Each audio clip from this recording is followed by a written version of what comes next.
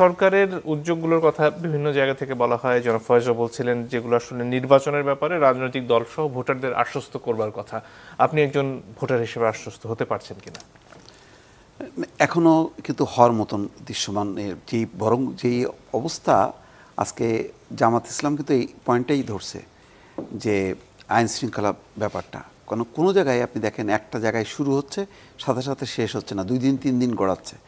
আপনি চট্টগ্রামে করেন, রাজধানীর এই যে বুয়েটের প্রকৌশলীদের বিষয়টা দেখেন যে আগের দিন যখন ঘটলো তখন আমরা বুঝতে পারি যে এটা যদি আজকের মধ্যে নিয়ন্ত্রণ করা না যায় রাতের মধ্যেই, পরের দিন এটা আরও বাড়বে। ঠিক তাই হলো সব জায়গায়। সর্বশেষ তো ময়মনসিংহেরটা আরও ন্যাক্কারজনকভাবে ঘটলো। তারা এরকম রেলপথ বন্ধ করে দিল, তারপরে রাতের বেলায় শিক্ষকদের অবরুদ্ধ করলো, সেই শিক্ষকদেরকে যেভাবে খোলা হলো। তারপরে রাজশাহী কোনো জায়গায় আমি খুব দেখলাম না যে খুব সাকসেসফুলি, খুব তড়িৎ গতিতে যে বিষয়টা সমাধান হলো। বেশ লম্বা সময় লাগছে এবং প্রতিটা জায়গায় সেনাবাহিনীকে কল করতে হচ্ছে। এটা আরও বিপজ্জনক। আপনি এরপরে যখন কি নির্বাচনের দামামা শুরু হবে তখন আপনি একটা তো এখন যদিও প্রতিদ্বন্দ্বী মানে বিএনপি ভার্সেস জামাতের আমরা সংঘাত দেখি নাই, কিন্তু বিএনপি নিজেদের মধ্যে তার স্বতন্ত্র তার এই মিলায় যে কেওয়াসটা বাঁধবে সেই জায়গাটা আপনি কিভাবে নিয়ন্ত্রণ করবেন? তখন তো ধরেন এখন পুলিশের অবস্থাটা খুবই নাজুক অবস্থার মধ্যে আছে, যেটা দেখছি যে সব জায়গায় পুলিশকে কল করতেছে এবং সেনাবাহিনী এসেও কিন্তু সামাল দিতে পারছে না বহু জায়গায়। তো সেই জায়গাটা কিন্তু খুব দৃশ্যমান মানে অগ্রগতি হয়েছে এরকম কিন্তু কেউ মনে করে না। সাধারণ মানুষ মনে করে যে আইন শৃঙ্খলা পরিস্থিতি খুব দুর্বল, নিয়ন্ত্রণ করা যাচ্ছে না।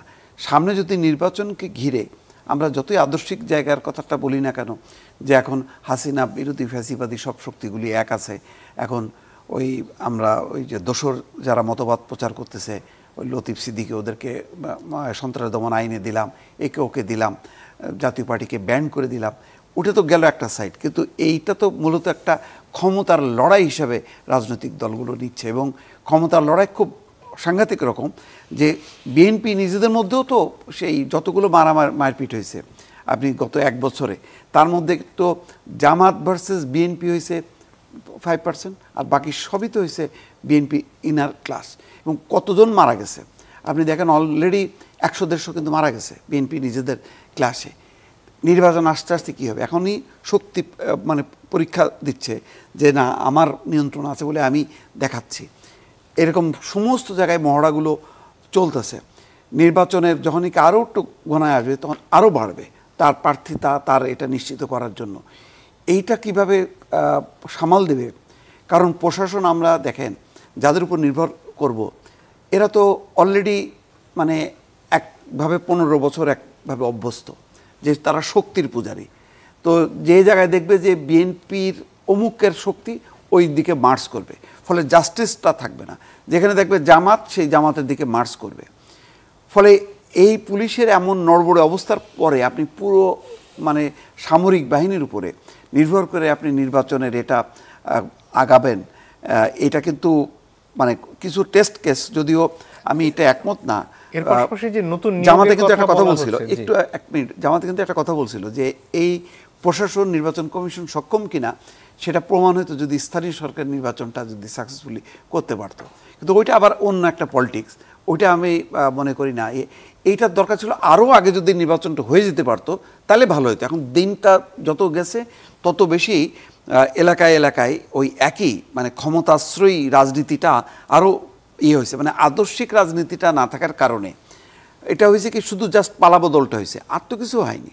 মোরালি বলেন সমস্ত কিছুই আছে। আমরা এখানে বসে নৈতিকতার কথা বলি, জুলাই সনদ অমুক তমুক ফ্যাসিবাদ বিরোধী, কিসের আপনি তৃণমূলে যান না, ওখানে শুধু দখল, ওখানে চাঁদাবাজি, ওখানে দখলবাজি, আমিত্ব, এগুলি নিয়েই তো চলতেছে। ওখানে তো কোনো আদর্শ থেকে যে নতুন সদস্য নেওয়ার কথা বলা হচ্ছে পুলিশ সহ অন্যান্য বাহিনীতে, সেটা কি কার্যকর হবে? হবে না, কারণ নেতৃত্ব পর্যায়ে আপনার সব হচ্ছে এইগুলি হলো নৈতিকভাবে দুর্বল। ফলে এরা কোনো স্ট্রং কোনো পজিশন নেবে তা না। এবং দেখেন তারপর আবার কিছু কিছু পদক্ষেপ নেওয়ার সাথে সাথে আমি বলতেছি ওই মেরুন শার্ট এটা কি করলো, ওই কালো শার্ট এটা কি করলো, ওইটা কি করলো, এটা কি করলো। আপনার অ্যাকশনের সময় আমি এটাকে বারবার বলি যে নুরুল হক নূরের উপরে যেটা হয়েছে এটা খুবই ন্যাক্কারজনক, কিন্তু আপনি দেখেন না কার মুখ চেপে ধরলো, এই কোশ্চেনটা হয়েছে, কারোর চোখ টিপে ধরবে, কারোর নাক টিপে ধরবে, আপনি এইগুলি ক্লোজ করে করে দেখায় আপনি বলবেন যে একে সাসপেন্ড করো, মাসুদ আলমকে এ করো, ডিসিডিবিকে এসে ক্ষমা চাইতে হবে, এবং সেই প্রভিশনটা তো হয়েছে, ডিএমপি কমিশনে এসে ক্ষমা চাইছে, এখন বলছে যে ওয়াকারকে এসে ক্ষমা চাইতে হবে, এরপরে বলবে ডক্টর ইউনূসকে এসে মধ্যরাতে এসে ক্ষমা চাইতে হবে। এটা একটা মানে এই অবস্থাটা ধরেন যেটা বলছে ঠিক, এটা তো আপনি শুধু প্রশাসন পুলিশের উপর নির্ভর কিন্তু করতেছেন, পুলিশ কি আপনি তো কোনো সবসময় এই রাজনৈতিক দলকে আচরণগুলোই দায় করতে দিচ্ছেন না। থাকবে?